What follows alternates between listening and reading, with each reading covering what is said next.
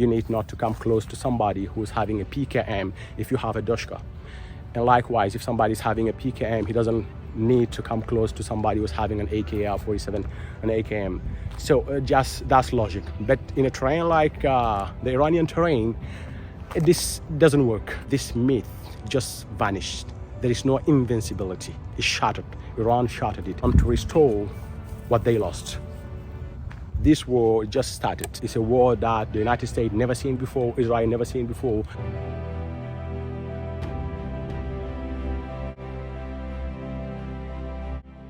It's been a month since the war between Israel and Iran broke out. And you might be wondering, who actually won the war? Well, I'm here to break it down for you.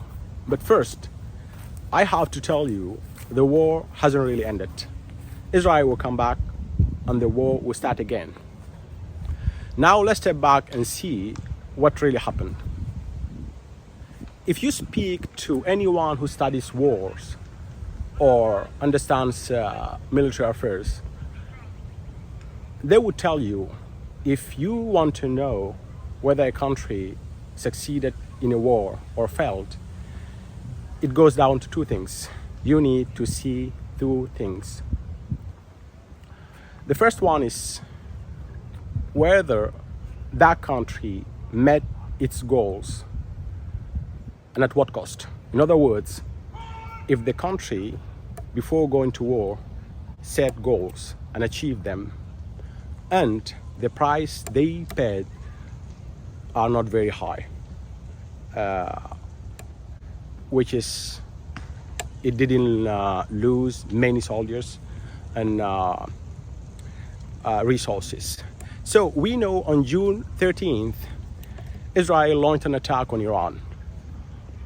And it was just 2 days before the Iranians were scheduled to meet with the Americans to talk about, to discuss about their nuclear program. Some people out there say Israel didn't even inform the United States, which is not true.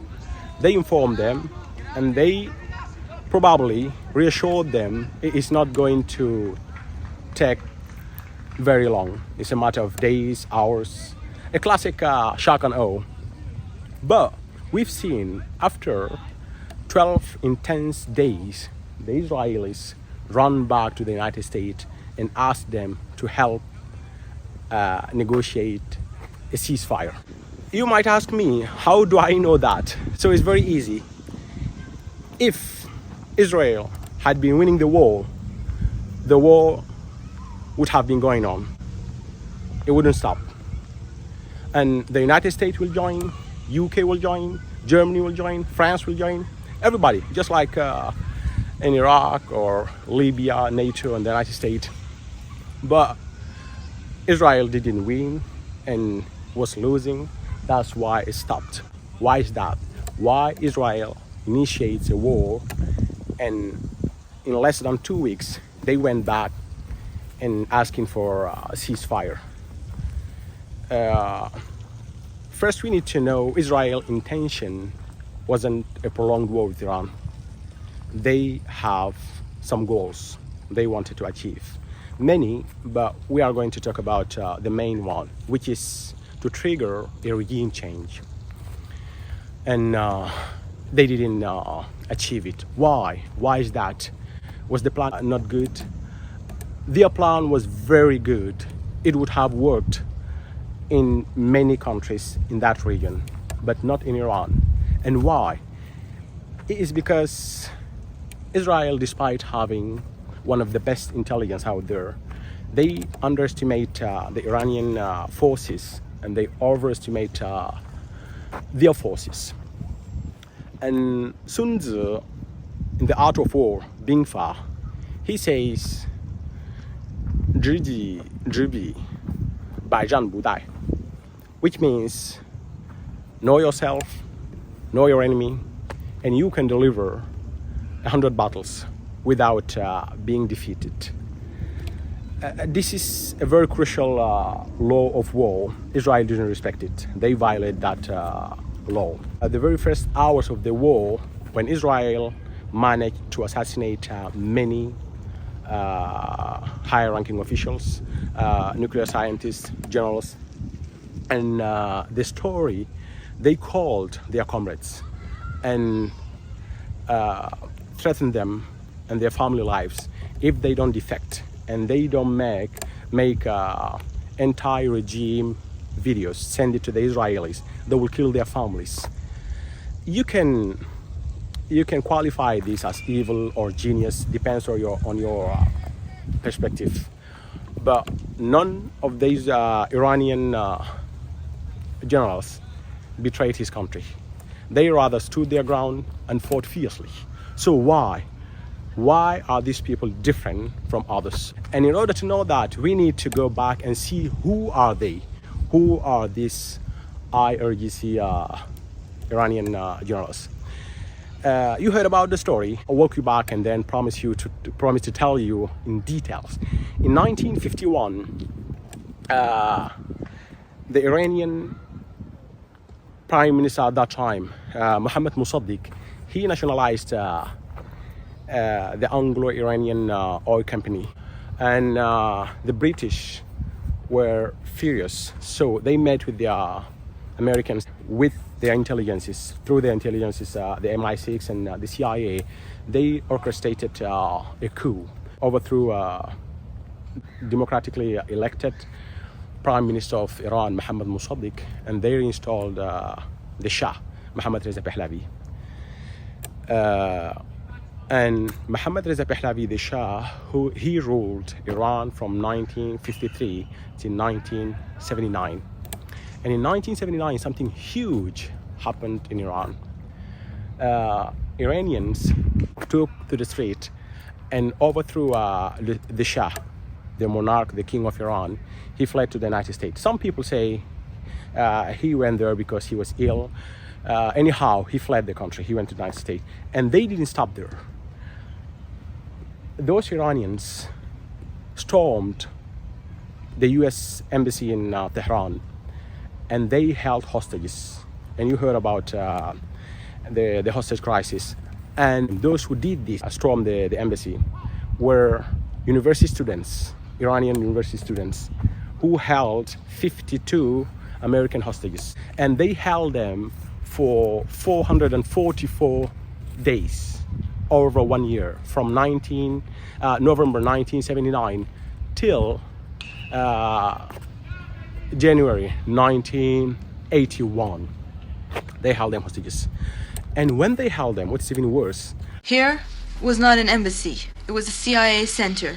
This was a den of espionage, where they were plotting against the Iranian people. They discovered the US intelligence was working closely with the Shah regime, the Shah regime at that time, which mismanaged, committed crimes, and a lot of corruptions in that country. So they were very furious, and they requested from the Americans to extradite the Shah to face justice in Iran. These are the students who became later on generals. They joined the IRGC, and they were from that time working for their country, standing up, never kneeling down to the United States and fighting. And the problem is, like, the tension started just there, and from that time it kept like growing and going on.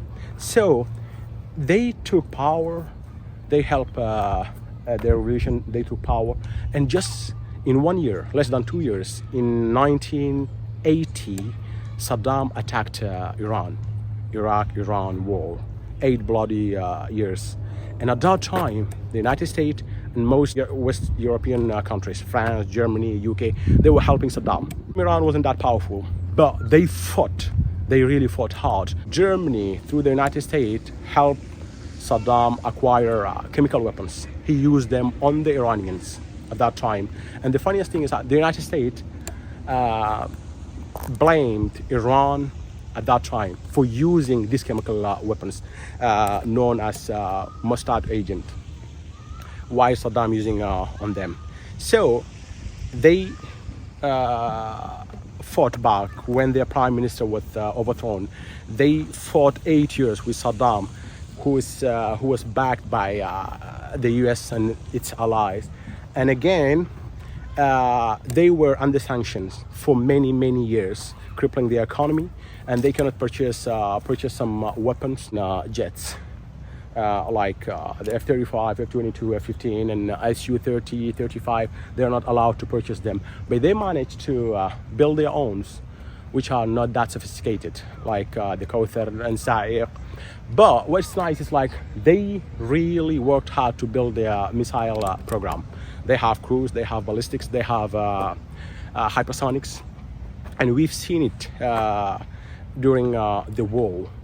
And they can fire from all over the place. It is dispatched like all over the place. That's the and despite Israelis dominating the air, the Iranians can fire. And what is nice is if you dominate the air, it is better to be in neighboring countries. If they are sharing the same border, they can dominate. It will be much more helpful because you can help your troops marching into that territory, enemy territory. But it's not the case. So the Israelis Air Force can fly. They can cross other country air and then come strike, and they need to go and refuel and not helping grounds to march. So it's not that helpful. And you need to know something else that is very important for the Iranians is that the area is very big. Iran is 70 or 80 times bigger than Israel, so it's very hard to destroy that that much of land. But compared to Israel, which is very small, and the army and the civilians were just like in a small area, so the pressure is very high. They can easily be harmed.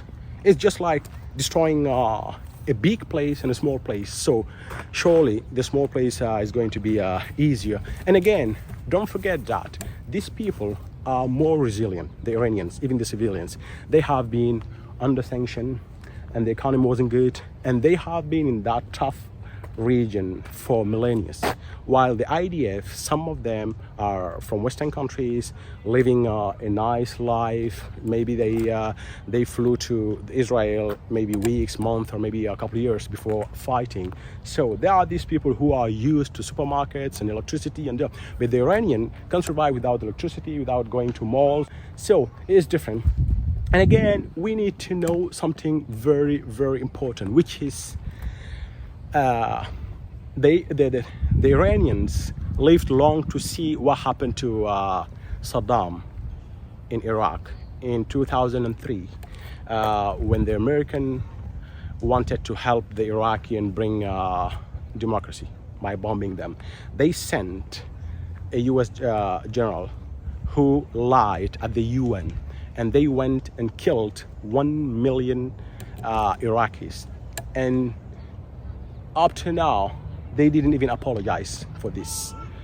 And we've seen this in Libya too, when France wanted to invade Libya, and everybody was just helping. So they went there, they bombarded Libya, so they butchered Gaddafi in the street, and they killed, they hanged Saddam, who was at some point their friend, fighting for them, fighting Iran. So the Iranians have no choice but to fight to death. Yeah, they cannot side with the invaders, and they like just saw what happened, the atrocity that happened in that region. So they cannot give up. It's not about bravery. It's just like about fighting, dying with your kids, with your wives, instead of being humiliating. They've seen, they learned all this stuff happening in Iraq and in that region, Abu Ghraib and Guantanamo Bay and Bagram and Nisr Square, where civilians were shot in the street. So this is the reasons Iranians, and especially Iranians generals, are not like others. They will fight, and some plans might be good, but they cannot work on in Iran. So when I started, I said the war hasn't ended and it will come back.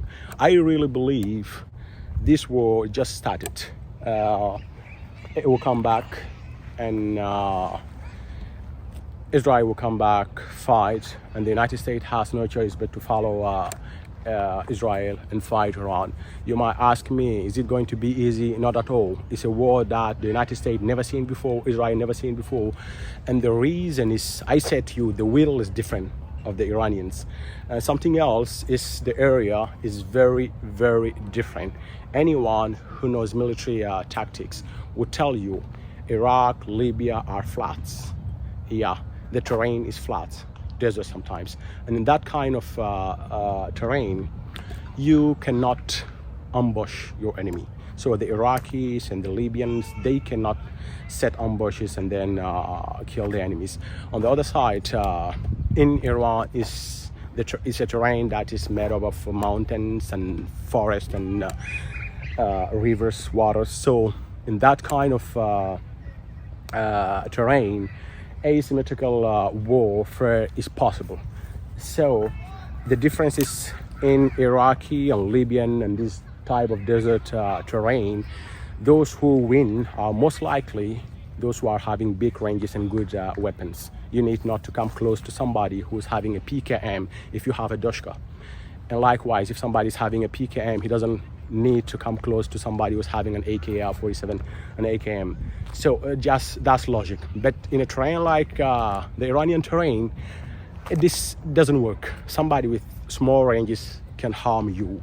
And again, we need to know that Iran is having at least 90 millions population. So it is not easy to bring it. And the funniest thing is, like, we've seen it on Twitter live when they first attacked.